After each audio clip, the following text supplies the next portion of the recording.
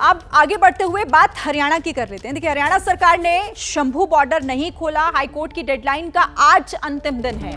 आज तक की तारीख दी गई थी कि बॉर्डर खोलना होगा। ये ऑर्डर है कोर्ट के। हाईकोर्ट ने बॉर्डर खोलने का आदेश दिया था। हरियाणा सरकार ने सुप्रीम कोर्ट में इसे लेकर एक अपील दाखिल की है। 22 जुलाई को सुप्रीम कोर्ट में सुनवाई होनी है। 13 फरवरी से शंभू बॉर्डर पर डटे हैं किसान और किसानों का यह भी कहना है कि बॉर्डर खुले तो सीधा दिल्ली कूच करेंगे। सचिन हमारे संवाददाता इस खबर पर हमारे साथ हैं। सचिन, आज तो अंतिम दिन है, वो डेडलाइन खत्म हो रही है, लेकिन बॉर्डर तो अब तक नहीं खुले।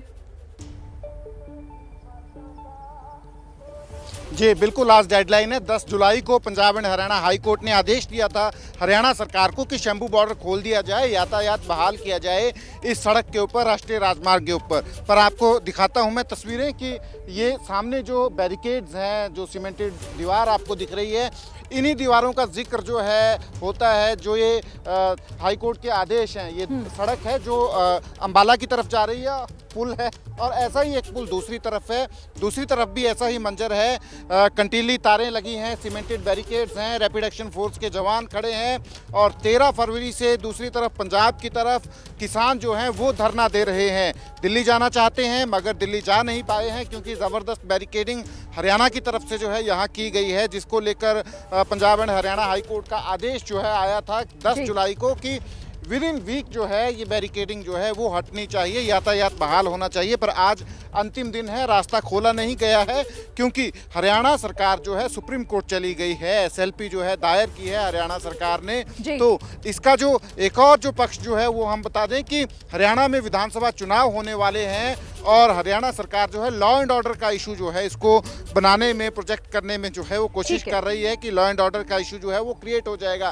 पर Punjab and Haryana high court ने साफ कहा था कि विद इन ए वीक जो है ये और वही सड़क जो है ये आज खत्म हो रही है, इसीलिए सवाल उठ रहा है। अभिषेक, आपसे भी इस पर बात करूंगी मैं, क्योंकि देखिए अब डेडलाइन आज तक की ही थी। हालांकि सुप्रीम कोर्ट में भी ये मामला पहुंच गया है। ये बात तो एक तरफ, लेकिन दूसरी तरफ किसान डटे हुए हैं और वो तो कह रहे हैं बॉर्डर खोलिए आप, हम दिल्ली कूच करेंगे। देखिए, सारी कहानी इसी बात की है कि ये मामला दिल्ली कूच करने का है। ये मामला उस समय का है जब हरियाणा में कुछ दिनों बाद चुनाव हैं, महाराष्ट्र में चुनाव हैं, यूपी में 10 उपचुनाव हैं। उस समय किसानों का दिल्ली कूच करने का मतलब ये कि पूरा नैरेटिव चेंज होगा, सरकार वर्सेस किसान का फिर से नैरेटिव बिल्डअप होगा। लोकसभा में बीजेपी की सीटें कम हुई हैं, बहुमत के आंकड़े से पीछे हो गई। उस समय ये नैरेटिव जो है बनना, ये बीजेपी के लिए पॉलिटिकली नुकसानदायक होगा।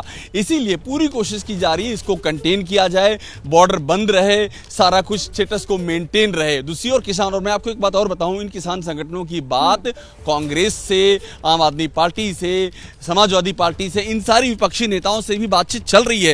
वो चाह रहे हैं कि ये आंदोलन प्लस में पॉलिटिकल पार्टियों का साथ, जो विपक्षी पार्टियां हैं, इसको बड़ा अम्ब्रेला, बड़ा नैरेटिव दिया जाए।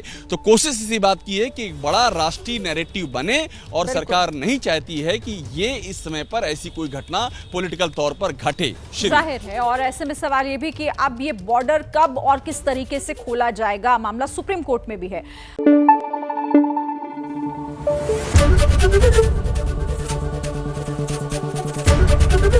एबीपी न्यूज आपको रखे आगे।